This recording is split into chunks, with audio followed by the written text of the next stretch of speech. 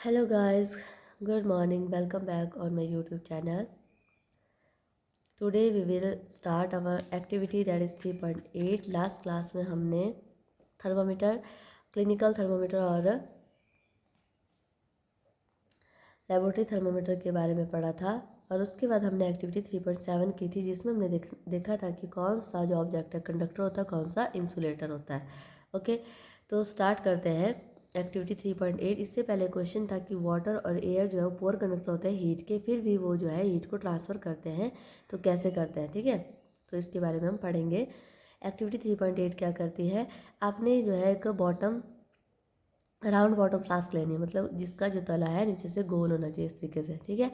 और अगर नहीं है तो बिकर भी आप इसको ले सकते हैं। फिर आपने तो 2/3 इसको वाटर से फिल करना है और उसको आपने एक ट्राईपॉड के ऊपर रखना, मतलब स्टैंड होगा, ट्राईपॉड बोलते हैं उसको, 3 पैर होते हैं ना उसके ऊपर रख देना है। फिर उसके अंदर आपने जो है अच्छे से उसको अरेंज करना है, मतलब वो गिरना नहीं चाहिए। फिर आपने उसके नीचे एक कैंडल जलानी है उसको हीट करने के लिए, और इसके अंदर आपने पोटाशियम परमैंगनेट के क्रिस्टल डाल देने हैं, ठीक है।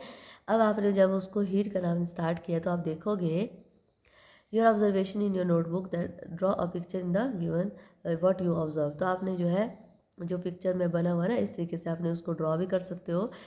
When the water is heated the water near the flame get hot. तो जैसे ही वाटर गर्म होता है ना, तो जहाँ पर फ्लेम लग रही है वहाँ से एकदम से आपको कुछ ऊपर निकलता हुआ दिखाई देगा, ठीक है। हॉट वाटर राइजेज अप, जो गर्म पानी है वो ऊपर की तरफ उठता जाएगा।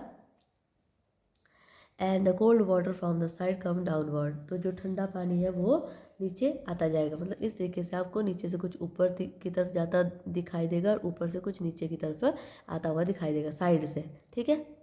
This water also get hot and rise, तो जो गर्म पानी है वो नीचे से ऊपर की तरफ जा रहा है और जो ठंडा पानी है वो साइड से नीचे की तरफ आ रहा है। This process continue till the whole water get heated, तो ये प्रोसेस कंटिन्यू होता रहता है जब तक पूरा पानी आपका गर्म नहीं हो जाता। This mode of heat transfer is known as convection, तो इस पूरे मोड को क्या बोलते हैं, कन्वेक्शन बोलते हैं। How does the heat travel in the air, तो ये तो हो गया वाटर का, तो मतलब इस तरीके से हीट ट्रांसफ़र करती है, जो गर्म वाला है वो ऊपर की तरफ जाएगा, जो ठंडे वाला है वो नीचे की तरफ आएगा। पर जो एयर है उसमें कैसे ट्रांसफ़र होगी, और जो स्मोक है जो एयर में जाता है कौन सी डायरेक्शन में जाता है, the air near the heat source get hot and rise, तो हीट सोर्स के पास जो एयर होगी वो क्या हो जाएगी, गर्म होती जाएगी और वो भी ऊपर की तरफ उठती जाती है, ठीक है। The air near the heat source get hot and rises, the air from the side come in the take place, तो जो गर्म हवा है नीचे से ऊपर जाती है और जो ठंडी हवा ऊपर साइड में होती है वो नीचे आती जाती है। In this way air gate heated, तो इसी तरीके से हवा भी जो है वो गर्म होती जाती है। तो इसके लिए हम एक्टिविटी करेंगे। तो देखो ये आपने किया भी होगा, आपके घर में अगर चूल्हा है तो आप वहाँ पे देखते होंगे तो किस तरीके से हीट जो है ट्रांसफ़र होती है। आपने एक कैंडल को लाइट करना जलाना है उसको, फिर आपने एक हाथ जो है उसके ऊपर रखना है and the flame and the one hand on the side of the flame, तो एक ऊपर की तरफ रखना है और दूसरा साइड की तरफ रखना है, ठीक है। Do your hand feel equal hot, तो क्या आपके हाथ जो है दोनों इक्वल गर्म हो रहे हैं। If not what which hand feel hotter, अगर नहीं तो कौन सा हाथ आपका ज़्यादा गर्म फील कर रहा है और क्यों कर रहा है। आपने ध्यान रखना है, जैसे ही आप अपना हाथ जो है इसके ऊपर रखते हैं तो आपको जो है गर्म फील होता है, पर केयरफुल रहना है क्योंकि आपका हाथ जो है इससे जल सकता है, ठीक है। तो इस तरीके से एक्टिविटी को करना है कि आपको जले ना आपका हाथ।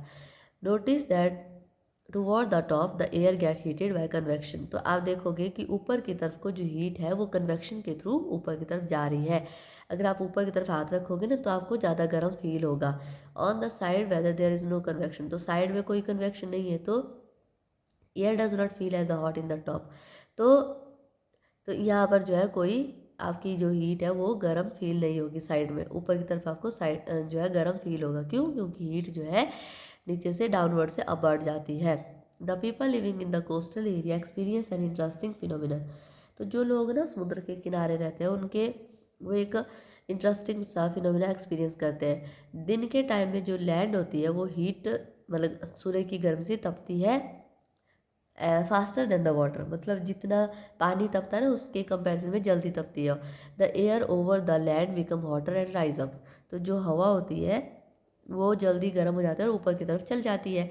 और जो कूलर एयर होती है from the sea rushes downward and land take place it. और जो साइड वाली हवा होती है वो एकदम नीचे आ जाती है और उसकी जगह ले लेती है। The warm air from the land move toward the sea to complete the cycle. तो जो गर्म हवा होती है वो साइड से सी की तरफ जाती है, ठीक है, और साइकिल को कंप्लीट करती है।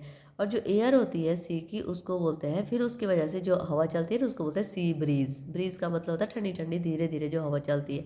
To receive the cooler sea breeze, the window of the house in the coastal area are made to face the sea। तो अगर आपने इसको फील करना है तो आपके कोस्टल एरिया में जिसने भी घर बनाए होते हैं तो वो जो है समुद्र की तरफ को अपनी खिड़कियाँ रखते हैं ताकि उनको ठंडी हवा आ सके।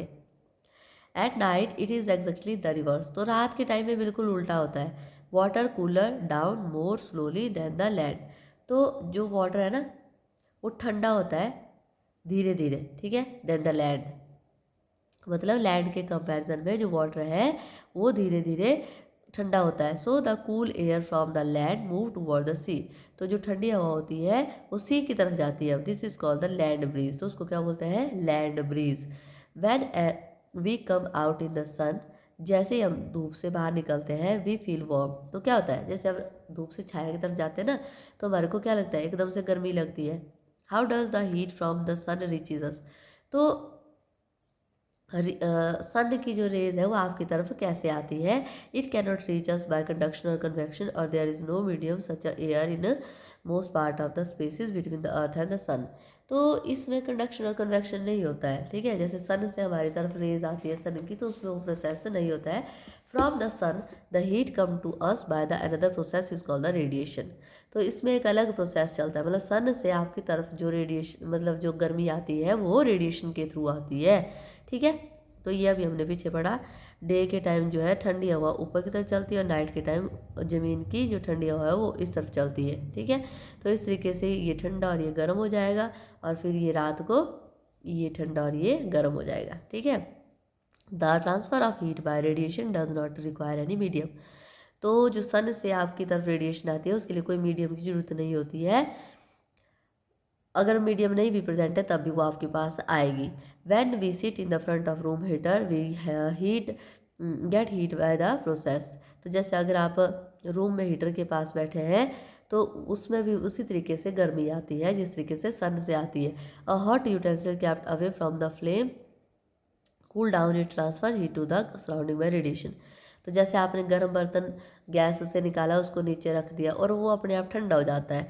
क्यों ठंडा हो जाता है? क्योंकि उसमें भी उसकी जो हीट होती है वो सराउंडिंग में पास ऑन हो जाती है।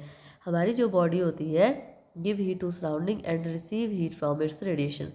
तो सराउंडिंग से हीट लेती है, give heat to the surrounding को हीट देती है और रिसीव हीट फ्रॉम रेडिएशन। तो रेडिएशन के थ्रू जो है रिसीव भी करती है हीट को सराउंडिंग से। All the hot bodies radiate heat. तो जितनी भी गर्म बॉडी होती है ना वो रेडिएट करती है हीट को। When the heat fall on some object a part of it is reflected, a part is observed and is a part may be transmitted. तो जो गर्म ऑब्जेक्ट होते हैं वो जो है हीट को रेडिएट करते हैं। जब when this heat falls on some, जब ये किसी मतलब डाउन हो जाता है, किसी ऑब्जेक्ट का जो हीट है वो डाउन हो जाती है, part of the reflected is a part observed and the part may be transmitted. तो इसकी जो हीट है वो ऑब्जर्व भी होती है, ट्रांसफ़र भी होती है किसी अदर सराउंडिंग में या फिर ऑब्जेक्ट में। The temperature of the object increases due to the observe part of the heat. तो जो अदर ऑब्जेक्ट है जो सराउंडिंग में होगा उसकी जो टेम्परेचर है वो बढ़ सकता है क्योंकि वो उसकी हीट को एब्जॉर्ब करता है। Why you are advise to use umbrella when you go out in the sun. तो जब कभी आप धूप में जाते हो तो आपको क्यों बोला जाता है कि आपने छता लेना है? यही रीज़न है, ठीक है, क्योंकि जो आपकी जो बॉडी की हीट है वो ट्रांसफ़र हो जाती है और जो सन से आने वाली रेडिएशन होती है उसको वो एब्जॉर्ब कर लेता है और आपकी बॉडी तक वो नहीं पहुंचता है, ठीक है। Kinds of clothes we wear in summer और विंटर। तो किस तरीके के कपड़े आप समर में और विंटर में, गर्मियों में और सर्दियों में पहनते हैं? You know that summer can be prefer to light colour clothes and winter usually dark colour cloth. तो पता है सबको कि गर्मियों के दिनों में हम लाइट कलर के कपड़े पहनते हैं और सर्दियों के दिनों में डार्क कलर के कपड़े पहनते हैं। पर ऐसा क्यों करते हैं, ऐसा क्यों होता है?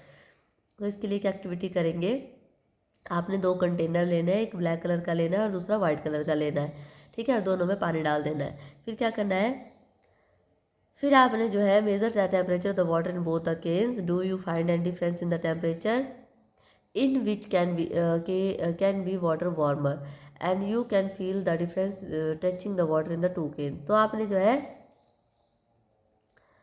जैसे आप इसको मतलब देखोगे ना, तो आपने सन में इसको रखा ना, तो धूप की वजह से जो है उस वो मतलब गर्म होगा एक तरीके से। जैसे अगर आपने उंगली से उसको टच करोगे तब भी आपको पता चलेगा, नहीं तो फिर आप थर्मामीटर का यूज़ इसमें कर सकते हैं, ठीक है। तो आप देखोगे जो ब्लैक वाला आपका पॉट है उसके अंदर जो पानी होता है वो ज़्यादा जल्दी गर्म हो जाता है और ज़्यादा टाइम तक गर्म रहता है, और जो आपका वाइट वाला पॉट है उसके अंदर पानी ज़्यादा गर्म नहीं होता है और ज़्यादा देर तक गर्म नहीं रहता है। क्यों होता है ऐसा, क्योंकि इसमें रेडिएशन का फ़र्क होता है। We often use the electricity and fuse like coal and wood to keep our houses cool or warm. It is possible to construct the building that are not be affected much by heat and cold outside. Then this can be done by constructing outer wall of the building so that they have trapped layer of air. And one way of doing this is to use hollow bricks which are available these days. तो पहले के time में ना मतलब घरों को इस तरीके से बनाया जाता है। आपको पता है कि मड का यूज़ किया जाता था घरों को ठंडा रखने के लिए, वो गर्मियों में ठंडे होते थे, सर्दियों में गर्म होते थे, ठीक है।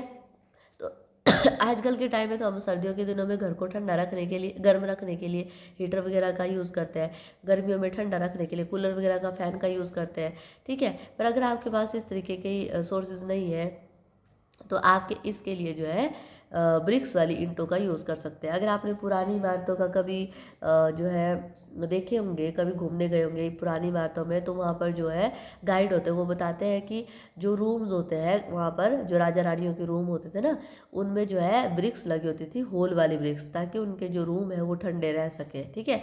तो ये मेथड होता था जो पुराने टाइम में यूज़ किया जाता था। मतलब वहाँ पर बेसिकली रेडिएशन का, हीट का, वो इंटेलिजेंट पर्सन होते थे जो इसको करवाते थे, ठीक है। तो उस टाइम भी वैसे ही साइंस लगाई जाती थी, ठीक है। Next activity 3.11, fill the two cans use in activity 3.10। जैसे आपने इसमें यूज़ किया था उनको आपने पूरा फिल करना है। Same amount of hot water at the same temperature, leave the can in the room और इन द शेड। आपने जो है रूम में रखना है या फिर शेड, छाया में रखना है। Note the temperature the water after 10 से 15 मिनट के बाद आपने टेम्परेचर नोट डाउन करना है। अब जो टेम्परेचर होता है बोथ केन का, fall by the same amount, क्या वो इक्वली रेंज के साथ या अमाउंट के साथ वो घट रहा है। Do these activity suggested to you the reason why it is more comfortable to wear white or light colour cloth in the summer and dark colour cloth in the winter. तो इस activity से आपको ये पता चलेगा कि क्यों आप सर्दियों के दिनों में जो है डार्क कलर के और गर्मियों के दिनों में लाइट कलर के कपड़े पहनते हो। डार्क कलर जो है वो अब्जॉर्व करता है मोर हीट और we feel comfortable and dark colour clothes in the winter. तो सर्दियों के दिनों में वो ज़्यादा हीट को अब्जॉर्व कर सकता है। पता है आपको सर्दियों के दिनों में क्या होता है, सारी जगह जो है ठंडक होती है ना, तो आपको जो हीट चाहिए होती है, तो सन से जितनी हीट आप ले सकते हैं आपको उतना अच्छा लगता है। तो उसके लिए आप अगर कपड़े डार्क कलर को के पहनोगे तो वो ज़्यादा हीट को एब्जॉर्ब करेगा और आपको ज़्यादा कंफर्टेबल फील होगा। जो लाइट कलर के क्लोथ होते हैं वो रिफ्लेक्ट करते हैं मोस्ट ऑफ द हीट को दैट फॉल ऑन देम। मतलब जितनी हीट इनके ऊपर आती है ना, ऐसा नहीं है कि नहीं, पर वो रिफ्लेक्ट कर बैक भेज देंगे उसको, ठीक है। We feel more comfortable wearing, तब हम उस गर्मियों के दिनों में जो है लाइट कलर के कपड़े पहनते हैं। जो वुलन क्लॉथ होते हैं keep us warm in winter, तो सर्दियों के दिनों में हमारे को वो गर्म रखते हैं, यही रीज़न है। Winter we use a woollen cloth, wool is poor conductor of heat. तो वूल जो है क्या होती है, पुअर कंडक्टर है हीट की। Moreover there is air transport in between the wool fibre, और इसके बीच में जो है एयर भी ट्रांसफ़र होती है। This air prevent the flow of heat from our body to cold surrounding. पर जो हीट होती है हमारी बॉडी की, वो इसकी वजह से बाहर नहीं जाती है, उसको रोक देती है। सो वी फील वार्म, मतलब हमारी बॉडी की जो हीट होती है वो बाहर नहीं जाती है और अंदर ही रहती है, उसकी वजह से हमारे को गर्म फील होता है। Suppose you are given the choice in the winter of using the either some thick blanket or thin two blanket joined together, what would you choose and why? अगर आपको एक मोटी ब्लैंकेट दी जाए और 2 पतली ब्लैंकेट दी जाए तो आप किसको चूज़ करोगे। Remember that there would be a layer of air between the blanket. तो ये बात हमेशा याद रखनी चाहिए कि दो ब्लैंकेट के बीच में एक लेयर बन जाता है एयर का, जिसकी वजह से आपकी जो हीट है वो बाहर की तरफ ट्रांसफ़र नहीं होती है। तो अगर आपको दो ब्लैंकेट पतली वाली दी जाएगी और एक मोटी वाली ब्लैंकेट दी जाएगी तो हमेशा जो दो ब्लैंकेट है उसको लेना चाहिए, क्योंकि उससे एक लेयर बनती है एयर की, जिसकी वजह से आपकी हीट है बॉडी की वो बाहर की तरफ नहीं जा सकती और आपको गर्म फील होगा। ठीक है, तो यहाँ तक ये जो चैप्टर है वो कंप्लीट हो गया। नेक्स्ट क्लास हम नेक्स्ट वीडियो से स्टार्ट करेंगे। आई होप सबको समझ आ गया होगा। अगर आपको मेरी वीडियो समझ आती है, अच्छी लगती है, तो please like share and subscribe my channel. Thank you.